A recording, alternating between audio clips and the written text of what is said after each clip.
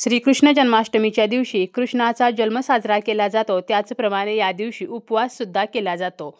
या उपवासाला आपण कोणकोणते पदार्थ खाऊ शकतो? तर उपवासाला आपण दुधाचे पदार्थ जसे की दही, ताक, पनीर, त्याचप्रमाणे चहा पिऊ शकतो. पाणी, नारळ पाणी, सुकामेवा, मग त्यामध्ये काजू, मनुका, बदाम असेल. त्याचप्रमाणे खारीक, खजूर, शेंगदाणा लाडू, बटाटा वेपर्स आणि फळेसुद्धा आपण खाऊ शकतो. त्यामध्ये सफरचंद, पपई, केळी, पेरू, चिकू.